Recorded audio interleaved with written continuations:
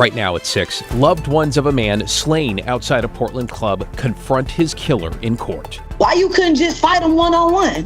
Why you have to go get a gun? Then, 2 alleged serial burglars now under arrest and facing charges.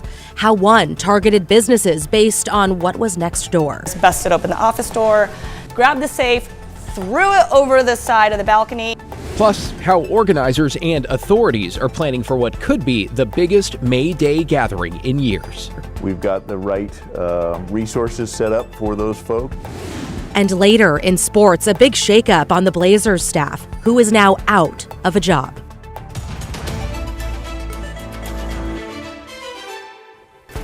First at 6, an emotional day in court as a man convicted of a murder outside a Portland strip club was sentenced to life in prison.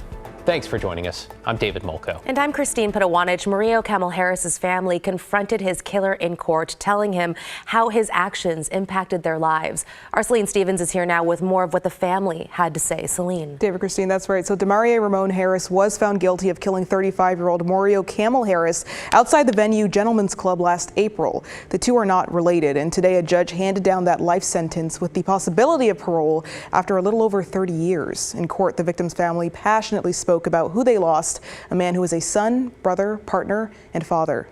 A black son lost his father, and we lost someone who was the heart of our family. Multiple statements from loved ones were heard before the sentencing of Demaria Ramon Harris, the gunman convicted of killing 35-year-old Mario Camel Harris outside venue Gentlemen's Club last April. At least your family, though, has someone they can come see from time to time.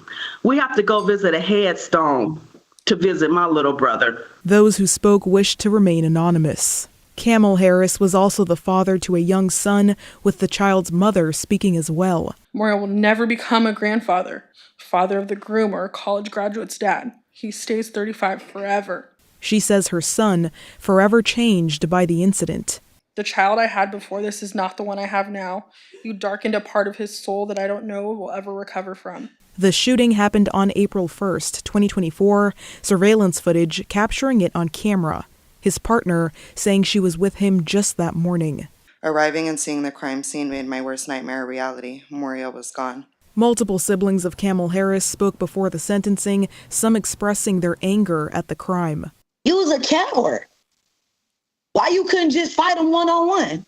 Why you have to go get a gun? Did he talk about you? What did he do to you? That's what I want to know. What was the reason? You was a coward, and I ain't got nothing else to say to you. Despite Harris being convicted of all 6 felonies, including murder in the 2nd degree, he claims he's innocent. Any person that know me, know I'm not a coward.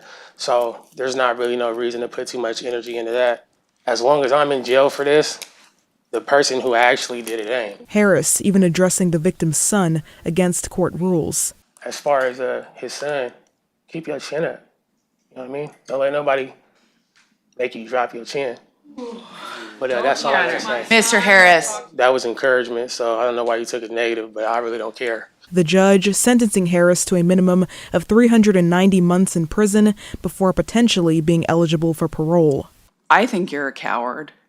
I also think you're badly damaged. I think you're dangerous, and I think whenever you are released, you will still be dangerous. Now the family is just left to grieve. Mario is more than a headline, a local news story, and a case number. He had a goofy laugh and a smile that lit up any room he walked in. Another man was also hurt in this shooting named Larry Bell Jr. He survived but had to undergo multiple surgeries and lost one of his legs due to his injuries. Back to you. Celine Stevens reporting. Thank you, Celine. In your headlines tonight, Portland police are looking into an attempted child abduction in the Mount Tabor neighborhood. Authorities say a mother reported she was outside of her home around 8 a.m. on Tuesday near Southeast 50th and Harrison with her toddler in a stroller when she went back inside to grab something. When she returned, she saw a man pushing the stroller, she says, with her daughter down the street. Police say she told them she punched the man in the face and he took off.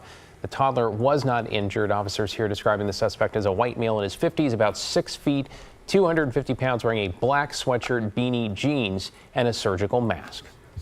In Central Oregon, some people living on public land outside of Bend have started to leave ahead of a midnight deadline. As you might recall, we reported yesterday the U.S. Forest Service told dozens of homeless campers in the Deschutes National Forest they have to go by May 1st so crews can clean the area and do wildfire prevention work expected to last a full year. Yesterday, a federal judge denied homeless advocates' request to delay the closure. Anyone who does not leave could face fines or arrest. Ballots for Oregon's May 20th special election are now in the mail, and that means you should receive yours if you're registered by May 8th at the very latest. As usual, they are due by Election Day, either in a drop box or postmarked by Tuesday, May 20th. It is an off year, so look for a lot of local races like school board elections, levies, and bonds, depending on where you live, including a $1.8 billion bond for Portland Public Schools. And college tuition in Oregon going up again. Increases have been approved for 6 of the state's 7 public universities for the next academic year. At Oregon State, it's going up more than 5%, 3.25% at the University of Oregon and 5% at Portland State. Let's talk smaller campuses now. At Oregon Tech, Southern Oregon and Western Oregon, tuition is going up at least 4%. Eastern Oregon has not set tuition quite yet, but says it will be increasing. These numbers, by the way, are for incoming in-state freshmen. It may vary for out-of-state and graduate students. Matt? All right, Christine, thank you very much. Everybody's going to see the temperatures increase tomorrow. Look at the Reserve Golf Course right now, just some scattered high clouds. We're in the mid-60s, pretty typical for this time of the year. Tomorrow will be very atypical for the 1st of May. Let's look at April, though, since we finished the month today. Of course, every day that's highlighted in blue, we had a below average high temperature. Every day in red, and above average high temperature. The one day we were exactly average was the 3rd of April. If you look, though, clearly the reds outnumber the blues. We only had 8 days out of the 30 days of the month where the high temperature was below average. So that led to a very, very warm month, one of the warmest we've ever had. Tomorrow will be the warmest day of the year. And yes, there are some Saturday morning showers, but pretty low impact on that one. Okay, so let's look at these temperature numbers again for April. The average temperature was 56.4. That's the 2nd warmest on record, second only to 2016. The average high temperature was over 67 degrees. That's really warm. 4th warmest on record for the high temperature. And the rainfall, top 10 driest Aprils with just a little bit over 1 inch of rain. So yes, it was very warm, it was very dry, and May is going to follow suit and pick up right where April left off. Look at this, tomorrow will be 76 by noon. We'll top out at 85, which is about 15 degrees above average. It's below the record of 89, but still quite the way to start the new month, guys. Gonna feel like a summer day. Thanks, Pat. Now at 6, a Multnomah County grand jury has indicted 2 men for burglarizing numerous businesses in the Portland area. John Adams is live in Southeast Portland. And John, what is notable here is one of the suspects allegedly sought out vacant spaces next to businesses and then cut his way through the walls. David, that's exactly right, and that's exactly what happened to one of the businesses I spoke with today. Both of the places I met with are locally owned small businesses, and they tell me these break-ins have been a big setback.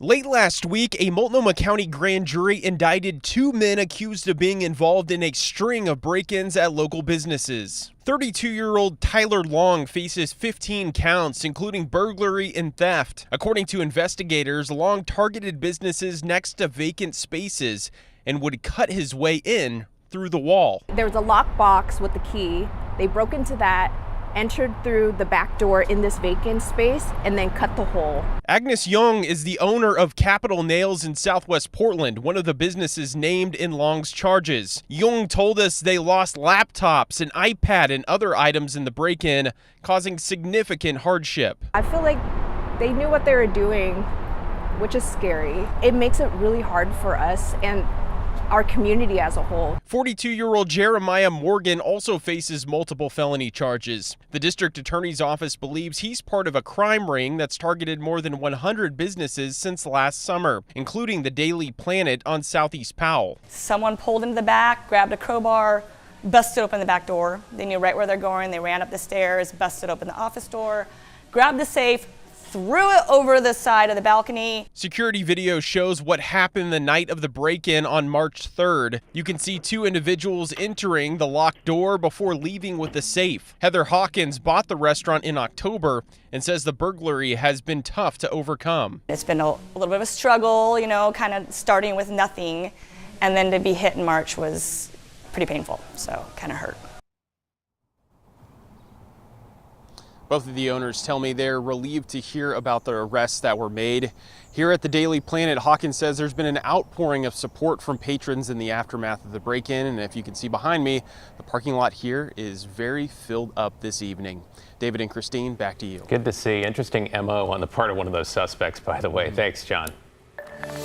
Well, developing this evening, a live look over Pioneer Courthouse Square, where workers are set to rally tomorrow for International Workers' Day. That's also known as May Day, just one of a handful of rallies and marches planned for Thursday and through the weekend. Our Devin Haskins spoke with Portland police and a rally organizer about expectations. So, Devin, what'd you find out? Yeah, with May Day events planned across the Portland metro area, police say they're ready.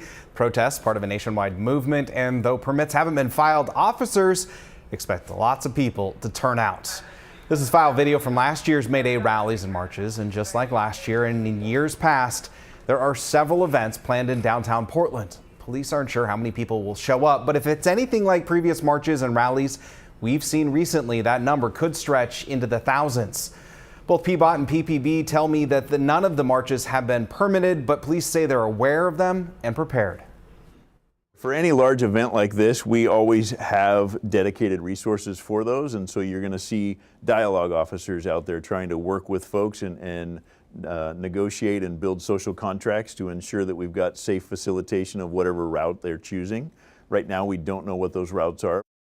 Similar May Day events are planned in several cities throughout the area, including in Vancouver and Salem, with more stretching into the weekends. Back to you. All right, Devin Haskins in the newsroom for us. Thanks, Devin. Well, today, Governor Tina Kotek has signed a pair of bills into law that aims to improve student literacy. The bills provide funding to districts for summer learning grants for the next 3 summers and set aside $70 million every 2 years beyond that. The governor saying the benefits will go beyond improved reading skills. What summer shows us is when students are learning and feel engaged and really feel successful, and that's what summer learning programs are good at, that they show up in school at higher numbers. The governor also acknowledged Oregon has a long way to go when it comes to improving reading and math scores, noting this is just one piece of that puzzle.